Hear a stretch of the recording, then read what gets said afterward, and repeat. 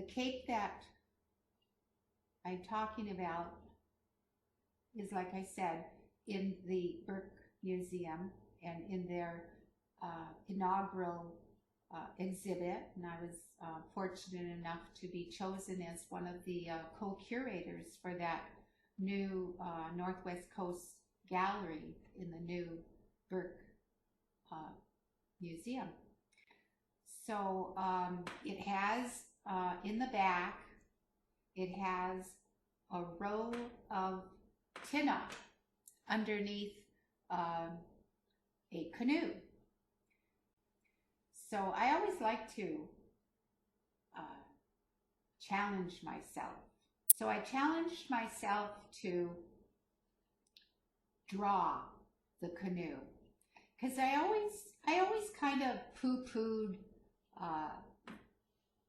the turn of the century Chilkat robes that I saw that were more figurative than the classic designing. You know, after all of our deaths and the epidemics that swept through our coast and was so devastating to our population, a lot of our knowledge got left us through those deaths. The designing of the classic Naheen robe changed. Instead of the conventionalized form line patterns that happened before, they started being more figurative in what and how they were portraying their designs. There were enough weavers that survived those epidemics, but as far as the knowledge of designing for the weavers, that I think took a hit, and that was one of our weak links.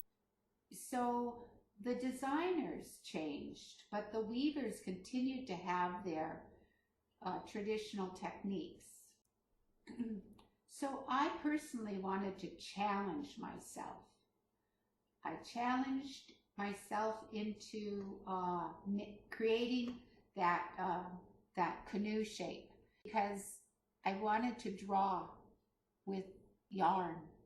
So I I pencil drew a shape, and I planned it out, created the canoe with Naheen techniques.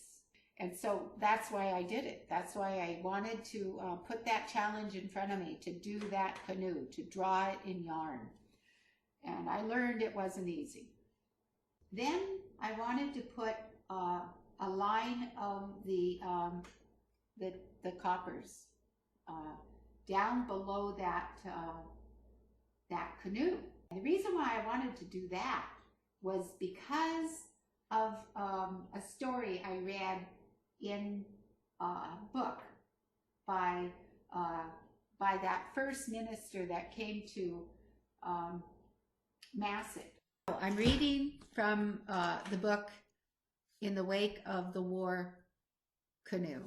This is when Edenshaw comes to Masset and is greeted by Chief Wea. The day following Edenshaw, an influential chief arrived from Virago Sound, accompanied by a large number of his tribe in several war canoes. His own canoe was manned principally by his slaves. He and his men were received with honors, and a dance of peace was accorded them. There had been a quarrel between the two tribes, and Edenshaw with his leading men had been invited for the purpose of making peace.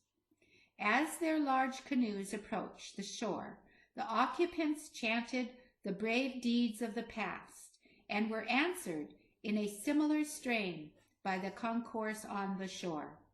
The chanting was accompanied by regular and graceful motions of the head and body and waving of the hands. The time was kept by a large drum formed like a chest and made of red cedar wood, painted with grotesque figures and covered with skin. This was beaten by a drummer seated in the bow of the leading canoe.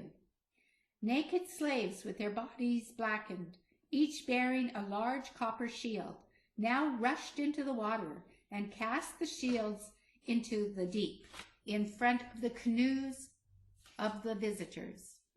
As these shields are made of native copper and inscribed with their crestal signs, they are very highly valued amongst the Indians. Consequently, this was one of the highest marks of welcome and honor.